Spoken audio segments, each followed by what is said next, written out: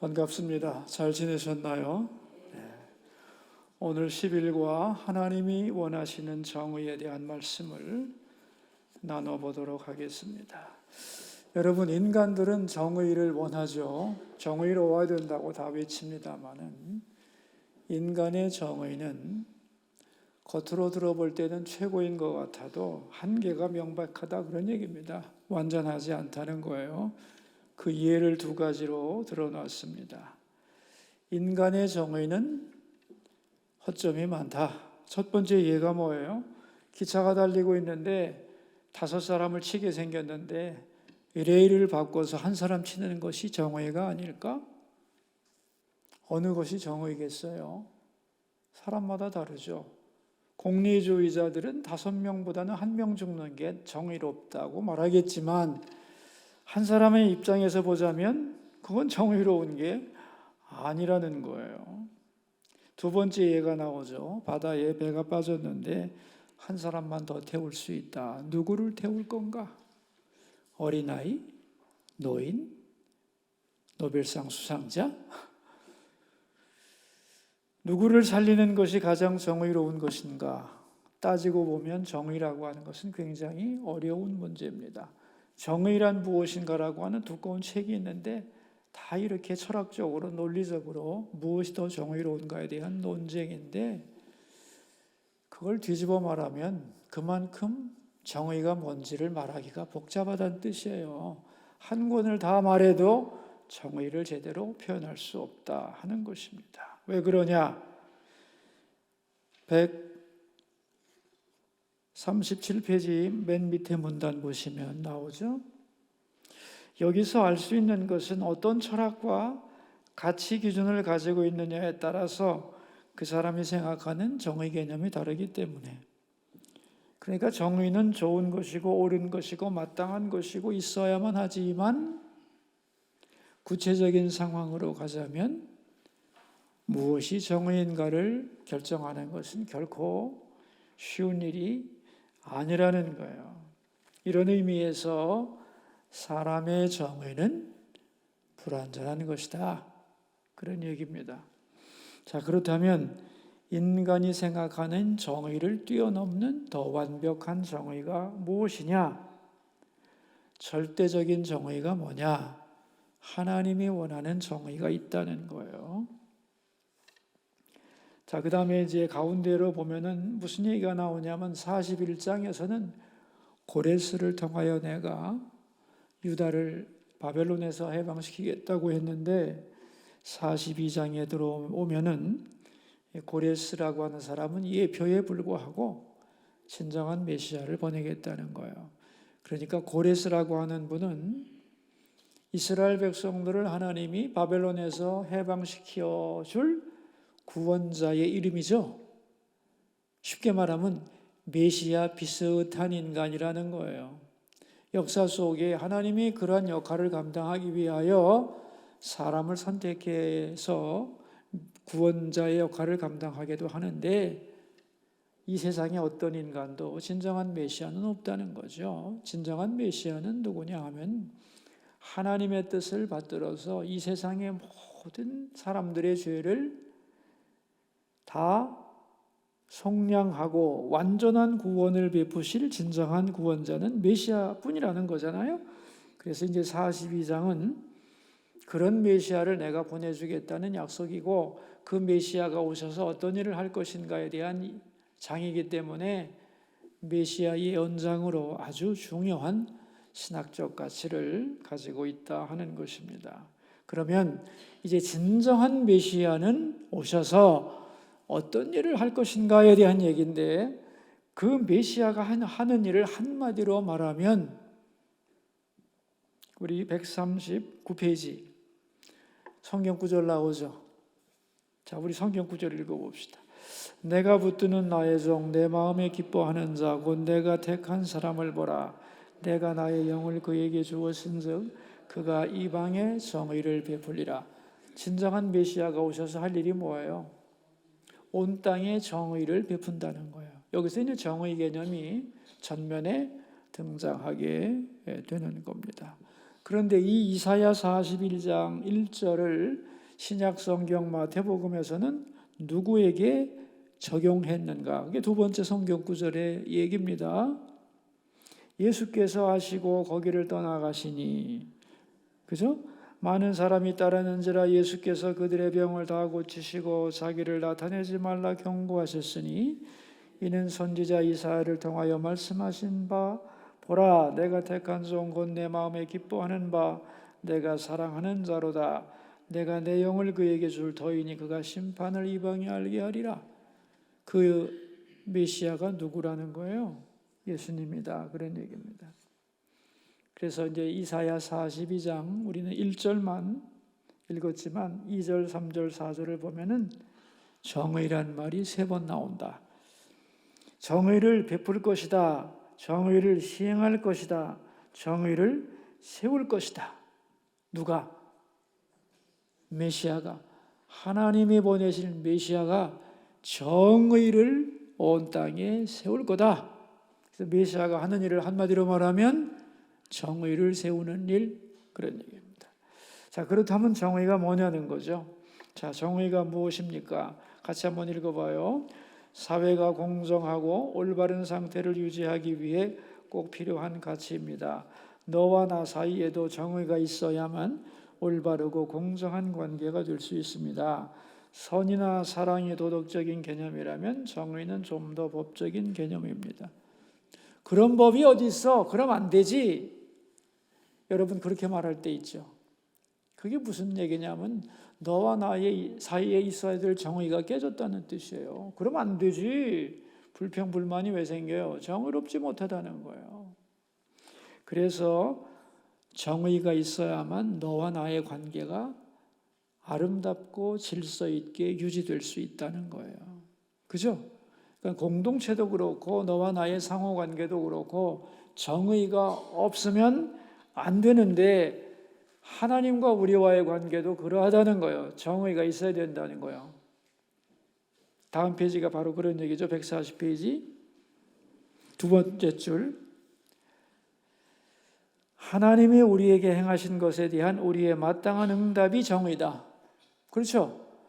하나님이 우리에게 해주신 것에 대한 우리의 응답이 있어야만 하나님과 우리와의 관계가 지속되지 않겠는가? 양자관계에 있어서 꼭 필요한 것이 정의라면 하나님이 우리에게 해주신 것에 대한 우리의 응답이 있어야 된다. 그런 얘기입니다. 자, 그렇다면 이제 하나님은 우리에게 무엇을 해주셨느냐는 거예요. 뭘 해주셨어요? 하나님은 어떤 분이래요? 임마누엘의 하나님이라는 거예요. 임마누엘이 무슨 뜻이에요? 하나님이 우리와 함께 계신다. 항상 하나님은 우리와 함께 계신다. 그리고 우리에게 모든 것을 주셨다는 거예요. 자기 아들까지 주시잖아요. 그죠? 그러니까 하나님이 우리에게 하신 일이 임마누엘이다. 그럼 우리의 임마누엘에 대한, 하나님이 임마누엘 하신 것에 대한 우리의 마땅한 응답은 뭐냐? 우리도 하나님을 쳐다봐야고 우리도 하나님을 사랑해야죠. 하나님이 항상 나를 생각하시고 나를 사랑하시고 나에게 모든 것을 다 주시는데 내가 할 일이 뭐냐? 나도 하나님 쳐다봐야지. 안 그래요? 그래서 세 번째 문단이 바로 그런 얘기입니다. 우리도 옆에 계신 하나님을 바라보고, 즉 임마누엘 하나님에 대하여 그분을 사랑하고 그분께 내 마음을 드리고 그분과 함께하는 것이 임마누엘을 완성하는 것입니다. 자, 하나님의 마음에는 우리가 있잖아요. 그럼 우리가 할 일이 뭐예요? 우리도 하나님을 내 마음에 모셔야지. 그게 정의라는 거예요. 하나님과 우리 사이의 정의. 하나님이 바라보시는 정의라는 거예요. 예, 내가 창조주로서 너희들을 향하여 나의 모든 사랑을 다 주고 있는데 너희도 너의 작은 마음을 나에게 주어야 되지 않냐? 그런 얘기입니다. 당연하죠. 그러니까 하나님으로 내 마음을 꽉 채우고 내 마음에 다른 것 없이 하나님을 내 마음의 가장 첫 번째 자리로 넘버원으로 사랑하고, 그죠? 바라보고 하나님으로 만족하는 것, 그게 하나님이 원하시는 정의입니다. 그죠? 하나님 마음에도 우리만 계시니까 내 마음에도 하나님만 계시는 게 정의입니다. 그런데 우리 마음에는 하나님보다 더 사랑하고 좋아하는 것이 있다. 그러니까 정의의 1단계는 그걸 제거하는 거다. 어떻게 생각하시나요?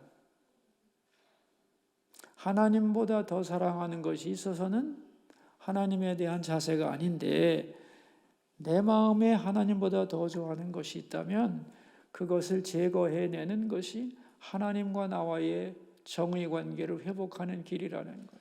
맞죠? 자, 그 다음 페이지로 보시면 무슨 얘기를 하냐면은 하나님이 원하시는 정의가 뭐냐를 잘 나타내는 구절이에요. 이게 아주 중요한 구절이에요. 나는 여호와이니 이는 내 이름이라. 나는 내 영광을 다른 자에게, 내 찬송을 우상에게 주지 아니하리라.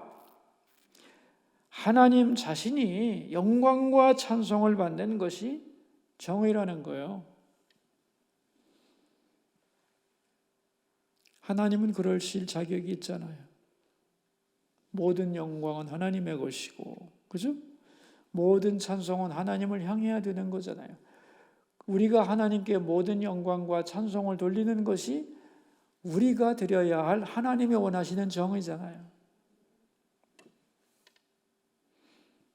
그런데 우리가 하나님이 아닌 다른 것에 찬송을 드리고 다른 것에 더 영광을 올린다면 그게 뭐냐? 정의가 아닌 불의가 되는 거예요. 여러분, 죄라고 하는 게 뭐 남 때리고 돈 훔치고 그게 죄가 아니잖아요. 하나님 앞에 정의롭지 못한 게 불의잖아요. 그게 죄잖아요. 하나님을 하나님답게 생각하지 않는 것, 나를 향한 하나님의 사랑에 대하여 내가 하나님을 배신하는 것, 하나님은 나를 가장 소중하게 여기시는데 나는 하나님을 소중하게 여기지 않고 하나님이 주신 선물인 자식이라든가 물질이라든가 명예라든가 건강이라든가 이런 것들을 하나님보다 더 앞세우는 것이 불의라는 거예요. 그런데 하나님은 그 영광과 찬송을 누구에게도 뺏기지 않겠다는 거예요. 하나님의 입장은 확실합니다, 여러분. 나는 나에게 영광과 찬송이 돌아오는 것이 당연하다고 생각하기 때문에 아무에게도 안 뺏겨. 그러니까 너희가 나에게 정의롭게 하려면 어떻게 해야 되냐 이거예요. 하나님을 찬양하고 그분께 영광을 돌려야 되는 거죠. 그게 정의라는 거예요. 자, 그래서 제가 140페이지 마지막 문단에 아주 쉽게 설명을 해놨어요. 영적인 카메라가 있다고 하자. 하나님의 눈으로 보는 카메라로 어떤 남자를 착각하고 찍었더니 이 남자는 자기에게 주신 하나님의 회사를 무지무지하게 사랑하고 자나깨나 일하고 열심히 일하고 돈 많이 벌고 잘 벌고 회사를 잘 경영하더라. 그의 마음에는 회사가 1번이다. 그랬을 때 세상 사람들은 이야, 훌륭한 기업가라고 박수치고 매일 신문에 날 거라는 거예요. 그죠? 그렇잖아요. 어떤 엄마의 마음을 사진으로, 영적인 사진으로 찰칵 찍었더니 자식을 너무너무 사랑해서 날마다 그 자식을 위해 기도하고 그 자식을 위하여 사랑을 아끼지 않는 엄마가 있을 때 그 엄마는 신사임당 같이 존경받을 것이고 돈에는 안 나와도 너무너무 훌륭한 어머니라고 세상 사람들은 말할 거라는 거예요. 그렇죠? 하나님의 눈으로 볼 때는 아니라는 거예요. 그게 불의라는 거예요. 왜? 여러분이 대답하세요. 이제 설명은 제가 다 했으니까. 왜 그것이 불의예요? 세상 사람들은 다 좋다고 칭찬하는데 하나님은 no. 이걸 설명하셔야 돼요, 여러분. 하나님보다 회사를 더 사랑하고 하나님보다 자식을 더 사랑하니까. 다시 말하면 너의 영광과 찬송을 회사에 돌리고 자식에게 돌리니까 그거는 내가 받아야 될 거야. 내가 그런 뜻이에요, 여러분. 그래서 우리가 예수님을 잘 믿어야 돼요. 근데 잘못 믿고 있는 경우가 많아요. 하나님이 도구지 목적이 아니에요. 잘 보세요, 여러분. 저는 이걸 깨닫고 얼마나 울었는지 몰라요. 나도 신학교에서 공부 많이 했고 신학서적 연구해서 좋은 신학자라고 하는 말을 듣지만 내가 목회하면서 정말 많은 걸 배웠어요. 우리가 정말로 잘못 가르쳤고 성경을 바르게 이해하지 못했다고 신학이라는 논리에 묶여서 성경의 진정한 의미를 깨닫는데 실패한 경우가 너무 많다는 걸 가슴 저리게 느끼고 있어요. 오늘 성경이 말하고 있잖아요. 그죠? 제가 딴 얘기하는 게 아니잖아요. 얼마나 존경받는 기업가, 얼마나 자식 사랑하는 희생적인 어머니, 모성의 극치 아닙니까? 그래도 하나님 보실 때는 아니라는 거잖아요. 왜? 영광과 찬송은 하나님 아버지의 것이라는 거예요. 우리 142페이지로 가서 그렇다면 하나님과 나 사이에 무너진 정의를 어떻게 세울 수 있는 거냐? 어떻게 회복할 수 있느냐? 그것이 메시아가 하시는 일이다. 그래서 두 번째 문단에 보면 메시아가 정의를 세우는 방법은 외치지 아니하며 목소리를 높이지 아니하며 그 소리를 거리에 들리게 하지 아니하며 다시 말하면 조용하게 정의를 세우시는데 그 두 줄 밑에 보면 아주 부드러운 사랑으로 그 정의를 세워갑니다. 하나님의 영광을 도적질하는 인간들에게 하나님은 소리를 지르거나 벼락을 때리는 것이 아니라 조용히 부드럽게 정의를 세워가신다는 말입니다. 그것이 바로 십자가 사건입니다. 하나님이 정의를 세우기 위하여 세우신 게 뭐냐면 십자가이고 우리를 향한 우리의 불의함에 대하여 하나님이 십자가에서 메시아인 아들을 심판하심으로 우리와 하나님 사이에 깨어진 정의를 복구하시도록 하셨다는 거예요. 그죠? 그게 이사야서의 설명 아닙니까? 우리 142페이지 마지막 두 줄 읽어봐요. 우리의 의가 아니라 십자가에 죽으신 예수님의 의로 우리의 죄를 덮어준다는 것입니다. 우리는 마음속에서 이루어진 불의가 죄인지도 몰랐습니다. 그런데 하나님은 예수님의 십자가를 통하여 우리 눈을 밝혀서 그것이 죄라는 것을 깨닫게 하십니다. 그 결과 죄의 감옥에서 우리를 끌어내 주시고 죄에서 자유를 얻게 하십니다. 이게 무슨 얘기냐면 조금 전에 제가 예를 들었던 거예요. 기업가가 회사를 사랑하고 어머니가 자식 사랑하는 게 누가 죄라고 생각했겠는가? 죄라고 생각 안 했다는 거예요. 근데 예수님의 십자가를 통하여 우리 눈을 밝혀서 그것이 하나님보다 더 사랑하고 그걸 더 만족스러워하고 기뻐하는 것이 죄로구나, 불의한 것이구나 하는 걸 깨닫게 되고 거기서 우리를 끌어내 주시고 자유케 해주신다. 십자가 사건이. 자, 우리 두 번째 문단입니다. 그런데 이것은 갑자기 이루어진 일이 아니고 전부터 예언했던 일이다. 메시아를 통하여 우리를 구원하겠다는 하나님과 우리 사이에 무너진 정의를 회복시키겠다고 하는 것은 타락 이후에 창세기에부터 나오는 거다. 그런 얘기입니다. 자, 그래서 이제 우리 세 번째 문단 가운데 보면은 예수님은 같이 한번 읽읍시다. 예수님은 하나님과 우리 사이의 정의가 무엇인지를 직접 삶으로 보여주셨습니다. 언제나 예수님의 마음은 하나님께가 있었고 그 뜻을 이루는데 모든 것을 바치셨습니다. 그죠? 예수님은 언제나 자기 마음대로 안 하셨잖아요. 당신도 뜻이 있지만 다 아버지의 뜻대로, 그죠? 아버지께 모든 마음을 두셨잖아요. 이게 정의라는 거예요. 정의의 모델의 삶을 사셨다는 거예요. 예수님이. 더 나아가서 우리와 하나님 사이에 정의가 무너졌을 때 정의를 회복하는 방법으로서 십자가에 죽으시고 우리에게 십자가를 선물로 주시면서 너와 하나님 아버지 사이에 정의가 무너졌을 때 나의 십자가를 붙들어라 하고 말씀하셨다는 거예요.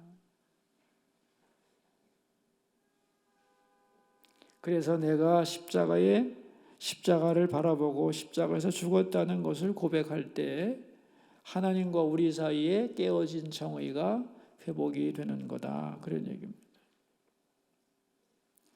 그 예를 들어놨죠. 마지막 문단에, 그죠? 하나님과 자녀가 내 마음에 가득 차 있을 때 자녀로부터 벗어나서 하나님과 정의를 이루는 방법이 무엇일까요? 자, 우리 같이 읽어요.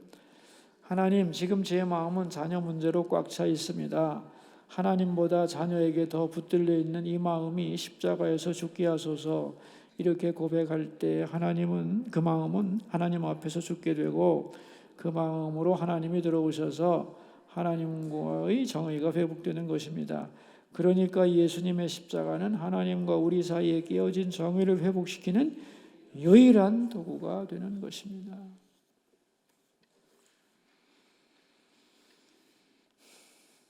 여러분, 가끔 자식이 속색이죠. 그게 굉장히 힘든 일인데 사실은 굉장히 기쁜 일이기도 해요. 이제 보면. 왜냐하면 그래야 자식의 꼬라지를 내가 알고 자식을 우상으로 섬기는 일에서 벗어나기가 쉬워요. 물론 이쁘지. 근데 그래, 너도 인간이고 죄인이고 하나님 아니지. 깨닫게 되죠. 가끔은. 그게 은혜 아니겠어요? 그거 없으면요, 우리는요, 아마 죽어도 못 놀 겁니다, 아마. 자, 우리 진도 계속 나갑시다. 할 얘기가 많으니까. 우리 144페이지를 보시면 많은 성도들이 십자가를 과거의 프로세스로 생각한다는 거예요. 나 예수 믿을 때 십자가 붙잡고 구원받았어. 죄 용서받아 하나님 자녀 되었어. 그러므로 십자가는 이제 역할 다 했어. 끝이야. 라고 착각을 하는데 천만의 말씀이라는 거예요. 예? 오늘도 세상의 가치관이 우리 마음을 계속 공격하기 때문에 우리가 하나님만을 사랑하고 살기가 매우 어렵다는 거예요. 그죠? 그래서 우리가 계속해서 십자가를 붙들지 않으면 하나님과의 정의는 하루에도 수십 번씩 깨질 수 있다는 거예요. 그래서 언제나 십자가는 오늘도 필요하다. 아멘이죠? 십자가는 옛날에 필요했었다. 끝! 큰일 납니다, 여러분. 언제나 필요한 거예요. 하나님 아버지 앞에 서기 위해서는 항상 십자가가 전제로 깔려야 한다는 거죠. 예수님의 십자가, 첫 번째 문단 마지막 두 줄이에요. 예수님의 십자가를 바라보면서 죽었다고 고백할 때마다 무너진 하나님과 나와의 정의가 회복된다는 걸 잊지 마시기를 바랍니다. 자, 이제 더 깊은 영적인 얘기를 하고 있습니다. 내가 십자가에서 죽었다고 고백하는 게 왜 중요하냐? 죽었다는 것은 관계가 끊어졌다는 뜻이다. 나는 십자가 앞에서 죽었습니다. 이 말은 세상과 나와의 관계는 끊어졌고 하나님과 나와의 관계가 가장 중요한 것이 되었다는 뜻입니다. 세상과 나와의 관계가 끊어졌기 때문에 하나님 이외에 내가 사랑하는 이 세상의 모든 것도 나와의 관계가 끊어진 것입니다. 그러므로 이 고백이 있을 때 하나님과 나 사이에 있던 것들은 그 자리에 있을 권리가 없어집니다. 여러분, 내 마음에 말이요, 하나님보다 더 소중한 것이 들어왔어. 그죠? 어떤 것이 들어왔다고 할 때 그게 왜 내 마음에 들어왔을까요? 지가 알아서 들어온 건가? 네? 내가 허락을 안 했는데 지가 알아서 기어 들어왔냐고요. 영적으로 보면 내가 사랑해서 불러들인 거예요. 아시겠어요? 내 마음에 아무나 들어오는 게 아닙니다, 여러분. 내가 그것을 원했기 때문에 들어오는 거예요. 그러니까는 그것이 들어와 갖고 자기 자리가 합법화되지. 왜? 네가 나를 가장 원했잖아. 그래서 내가 들어왔는데 내가 왜 나가? 이러는 거죠. 그죠? 그러니까 그걸 보고 너는 내 마음에 있을 자격이 없다고 권리를 박탈해버려야 되는 거죠. 그죠? 그래야 나가지. 자, 우리 마지막 문단이에요. 144페이지 세 번째 문단. 그것들이 하나님과 나 사이에 파고 들어온 이유가 있습니다. 뭐예요? 그것을 내가 하나님보다 더 사랑하기 때문입니다. 그것이 있어야 행복하고 그것이 없으면 불행하다고 생각했습니다. 그것을 하나님보다 더 의지하고 사랑했습니다. 그래서 그것이 하나님과 나 사이에 합법적으로 끼어들었어. 내가 사랑해서 불러들였어. 자기 자리가 생겼으니까 들어온 거예요. 그런데 내가 십자가에서 내가 죽었다고 고백하는 순간 그것과 나와의 관계가 끊어지는 거죠. 그죠? 맞아요? 이해를 하셔야 돼요. 그것을 붙잡고 있는 나의 끈을 내가 놔버린 거예요. 그리고 너보고 너는 내 마음속에 들어와 있을 자격이 없다고 선포하는 거예요. 그럼 그게 쫓겨나는 거죠. 그죠? 내 마음에 있을 자격이 없어졌잖아요. 이제 나는 십자가에서 죽었다고 했기 때문에. 그러니까 이제 합법성을 상실하니까 맨 마지막 줄. 그래서 하나님과 나 사이를 가로막지 못하고 그것들은 뒤로 물러나는 거예요. 자, 그럼 그것이 뒤로 물러나면 나는 손해를 보는 거냐? 아니요. 자, 우리 둘째 줄 읽어봅시다. 145페이지 위에서 둘째 줄. 그렇다면 하나님 뒤로 물러간 그것과 나와의 관계는 완전히 사라질까요? 그렇지 않습니다. 그것도 사실은 하나님이 내게 주신 관계입니다. 가족도 내 회사도 내가 사랑하는 모든 것도 하나님이 내게 주신 선물인데 끊어지겠어요? 정확하게 말하면 하나님보다 더 사랑했던 우상화된 관계가 끊어지는 거라는 거예요. 그냥 관계가 다 끊어지는 게 아니라 우상화된 관계가 끊어짐으로써 그것이 본래의 자리로 돌아가게 되고 그것이 하나님과 우리 사이에 정의가 이루어지는 것이다.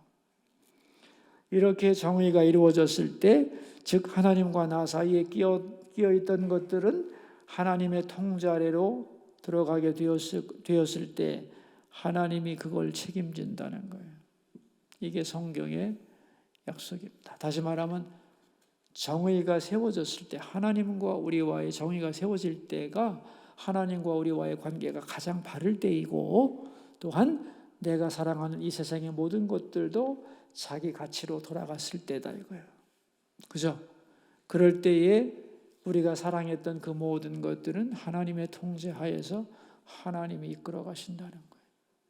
여기 자녀 문제 얘기했어요. 내가 내 자녀를 죽도록 사랑하고 24시간 돌보는 것이 자식에게 최고일 것 같지만 천만의 말씀이라는 거예요. 그 자녀가 진정으로 하나님의 손에 들어가려면 내가 십자가에 죽었다고 고백하면서 하나님과 나 사이에 있는 가로막고 있는 자녀를 내 뒤로 치워야 된다는 거예요. 그럴 때 자녀는 제자리로 돌아가고, 그 자녀는 누가 책임지느냐? 무능한 내가 아니라 전능한 하나님이 그 자녀를 책임진다는 거예요. 그게 자녀에게 더 좋은 거라는 거예요.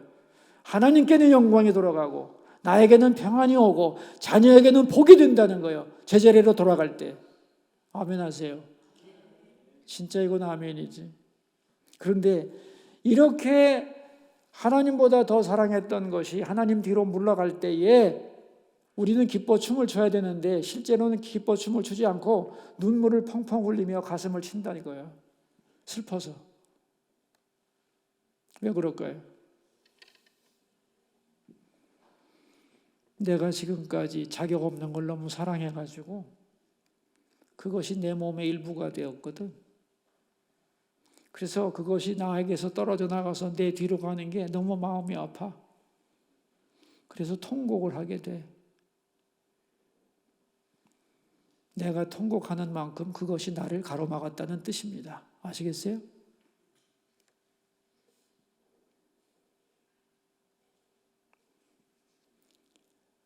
끊어내지 못하고 너무 오래 갔기 때문에 그것이 내가 죽는 것 같이 아프단 말이에요.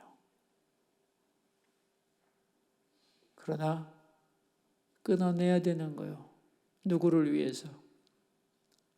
나를 위해서, 그것을 위해서, 그리고 하나님을 위해서.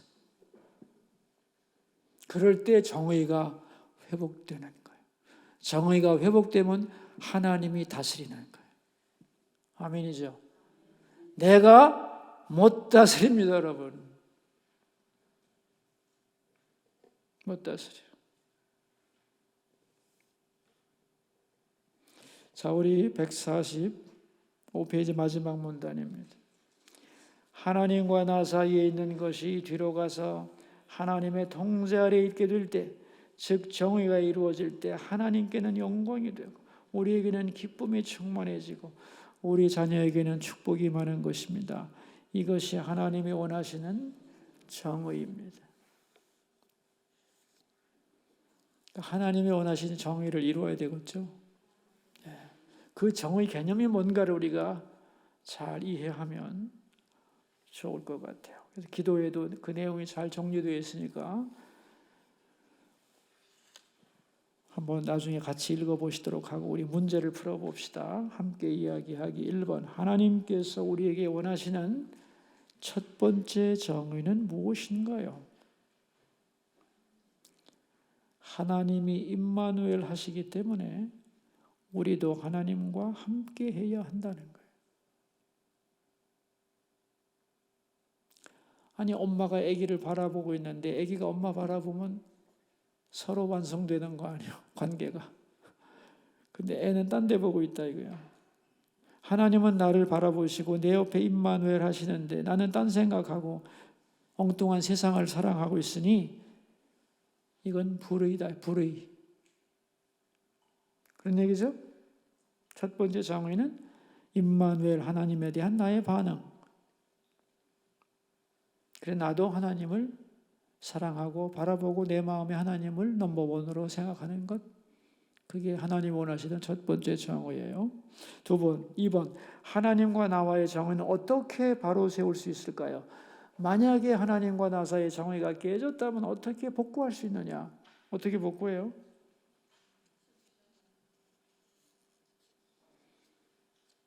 정의의 모델이 예수님이잖아요. 그렇죠? 예수님이 그렇게 사셨고 그분이 십자가에 죽으심으로 정의를 회복하셨잖아요. 그러므로 내가 십자가에 죽었음을 고백하면서 내 마음에 하나님보다 더 사랑한 것을 죽이는 거예요. 그죠? 그럴 때 그것들은 제자리로 돌아가며 하나님과 나 사이의 정의가 회복되는 거예요. 3번, 하나님과 나와의 정의를 바로 세우기 위해 오늘 내가 할 수 있는 한 가지 행동을 결정하고 나눠봅시다. 몇 단계가 있어요. 맨 먼저는 십자가에 죽었음을 고백하는 거예요. 그래서 그거와 나와의 관계를 끊고 하나님보다 내가 내 마음에 더 사랑하는 것들에 대한 권리를, 자격을 박탈해 버려야 돼요. 나 죽었다. 너와 관계 끊었다는 거지. 그죠? 내 마음 속에 가장 사랑하는 것을, 하나님 이외에 사랑하는 것을 제거하는 것이 정의의 단계 아니에요? 그래서 우리가 참 중요한 거예요. 십자가에 죽었다는 말을 형식적으로 하는 게 아니라 이런 의미라는 거예요. 십자가에 죽었다는 뜻이 세상에 대하여 십자가에 죽고 하나님에 대하여 살았다는 거 아니겠어요? 그럼 세상이라고 하는 것 속에 내가 사랑하는 모든 것이 다 들어가 있는 거니까 그것과 나와의 관계를 내가 내려놓겠다는 거예요. 그래서 그것이 내 마음의 주인으로 자리 잡지 못하도록 권리를 박탈하겠다. 주님, 나는 십자가에 죽었습니다. 어느 것도, 하나님 외에 어느 것도 내 영혼의 지성소에 들어오지 못하도록 오늘도 나는 하나님만을 보시고 살겠습니다. 그거죠? 그게 아침마다 해야 할 번제라는 거예요, 번제. 하나님이 이스라엘 백성들에게 원했던 시스템이 바로 그거였다는 것입니다. 우리가 이제 생각하는 거 고백하면서 또 느끼고 다른 분이 또 생각하고 경험한 것들을 얘기하면서 우리 각자에게 주신 은혜를 함께 모아서 더 큰 은혜를 받는 시간이 되기를 바랍니다. 여러분, 구역 예배 시간에 행복하시고 하나님 영광 받으시는 아름다운 역사가 풍성하기 바랍니다. 기도합시다. 하나님 아버지, 하나님께서 원하시는 정의가 뭔지를 살펴보았습니다. 우리는 늘 정의 하면서 정의가 없을 때 불만하지만 하나님 앞에서 정의롭지 못할 때가 참으로 많았습니다. 하나님께만 드려야 될 찬송과 영광을 헛된 것에 돌리면서 그것이 나의 행복을 가져온다 생각하고 그것을 얻기 위해 하나님을 이용하는 일이 너무도 많았습니다. 불의함을 정의로 착각했던 것을 용서하시고 진정으로 하나님과 우리 사이에 온전한 정의가 회복될 수 있게 도와주소서. 그래서 하나님 영광 받으시고 우리에게는 기쁨이 있고 우리가 사랑하는 그것이 하나님의 손 안에서 다스려질 수 있도록 도와주시고 이러한 풍성한 은혜를 함께 누리는 구역 예배되게 하옵소서. 인도하시는 교구장님들, 구역장님들에게 기름 부어주시기 원하고 예수님의 이름으로 기도드립니다. 아멘. 감사합니다. 수고 많으셨습니다.